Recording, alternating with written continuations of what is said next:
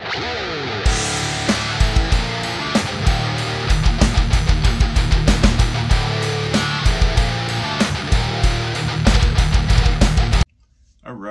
you've heard it, you've seen it in action, and I figured it was time to show you guys how I made it. My name is Dakota Amacker, and this is Akari, my 7-string Charvel tribute star.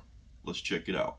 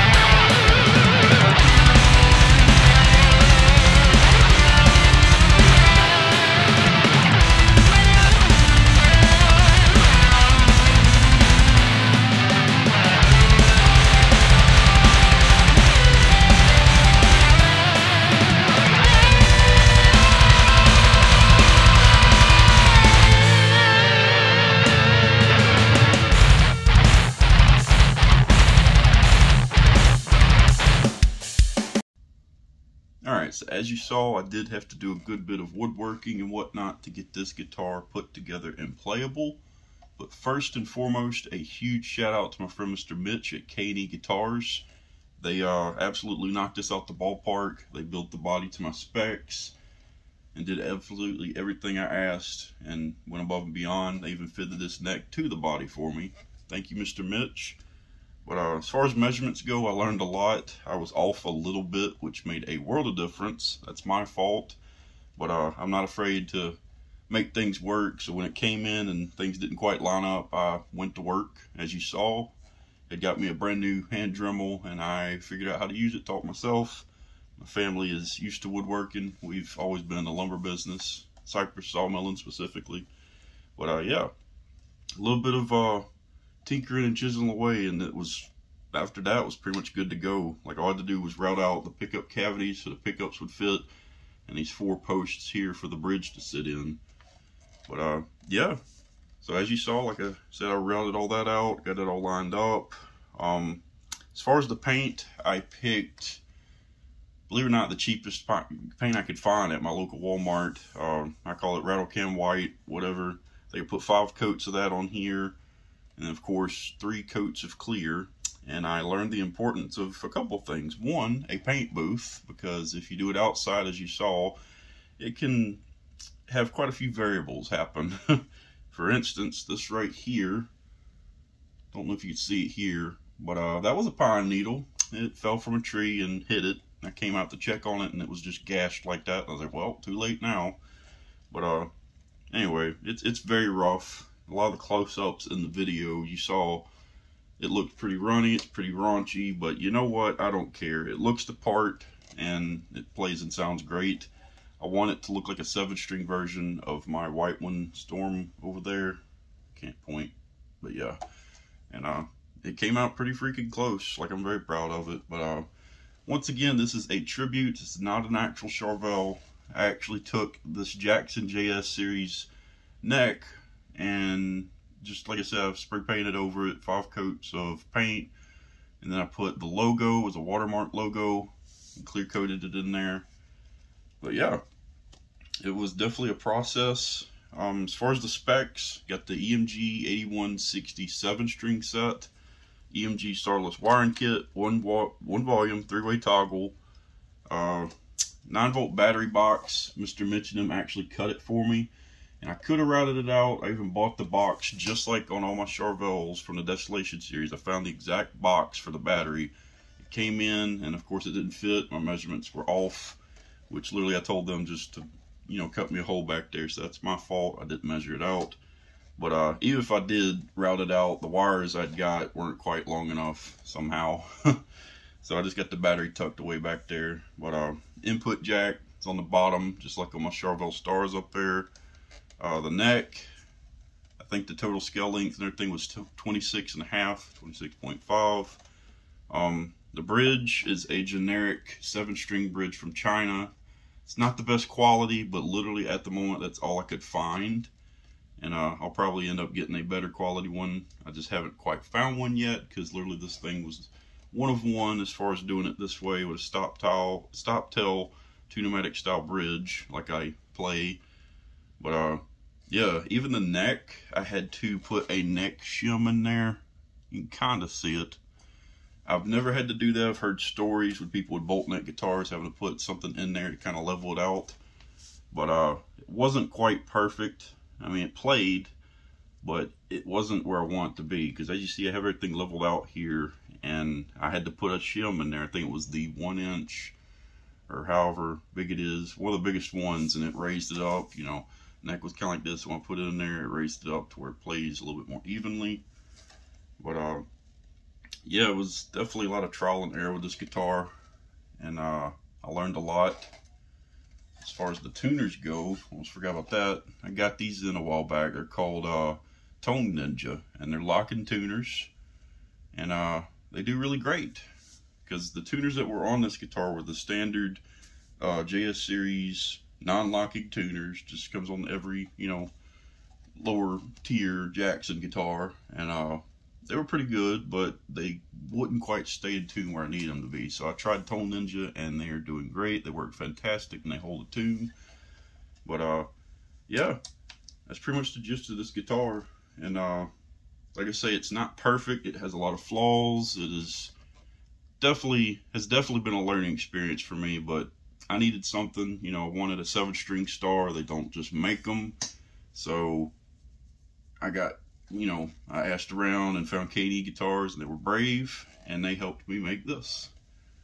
So yeah, I'm very happy with it, and it does everything I need it to. Literally, when I got it put together, I did a under the radar show to see what it could do on stage, and that was even before I got the locking tuners. And this axe sounded absolutely phenomenal, played great, kind of irritated me. It sounded just as good as, if not better than, my actual Charvels, and I just figured this thing wouldn't have did very well, but it really blew my expectations out the water. So yeah, like I said, the only things I would change, 2 things in particular. I want a 7 inline headstock to match those up there.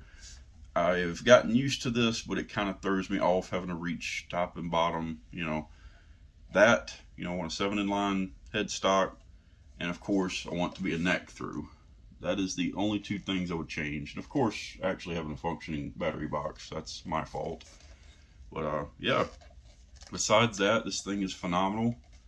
I'm very proud of it. And like I say, I've never been one to be afraid to get my hands dirty and tear something up. I have always been a person that likes to tinker and all that. Biggest thing I took from Eddie Van Halen, of course, is playing. But he basically taught me, you know, don't be afraid to tear it apart, put it back together, make it work for you. And I've always done that. So yeah, a lot of my friends would rather take their instruments to a luthier or guitar tech and what have you, but I've always done all that myself. That's just how I'm wired, and it's just always been that way. I prefer to do it myself, you know. So yeah, if you haven't heard this guitar yet, I'll drop a link below to my latest single, Paroxysm. That was the song we debuted at Guitars and Picks when we had the song do a premiere. That was also the first revealing of this instrument. And yeah, I recorded all the parts on this guitar and it came out great.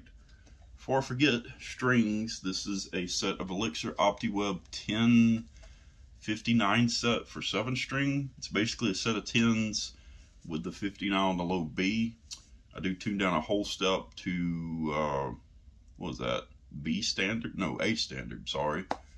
And of course, if I drop it, it'd be drop G for Woke Infinium tuning. But yeah, in my song Paroxysm, that's what I'm tuned to. That's the strings I got on this. Yeah, sounds pretty raunchy. I love it.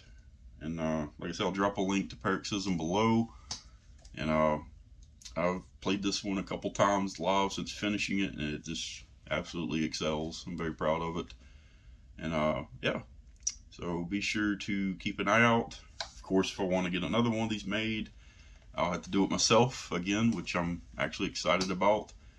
The next one I'm probably going to do, me and my dad did cut a cypress blank star body from our sawmill. Some cypress lumber we had laying around. Beautiful slab of cypress. And when it's finished, I'm going to call that one the Mark I. Technically, it would have been the first. It's just been 7 years. I've never finished it. But I'll probably do the same process, order me another one of these necks, and use this one as a template, you know, because that was the biggest problem. Something like this didn't exist, and I was going to be guessing the whole time. But we'll trace all this out, like I say, use it as a template, blueprint for the other one, which would have technically been the prototype, I guess you could say. But anyway, hope you guys enjoyed. Be sure to like, share, comment, subscribe, share with your friends. And biggest thing I could say to end this video, don't be afraid to make your instrument work for you. Sometimes you gotta break a few things, figure out how they work so you can have a better understanding. So don't be afraid to get your hands dirty, get in there, see how it works, make it work for you.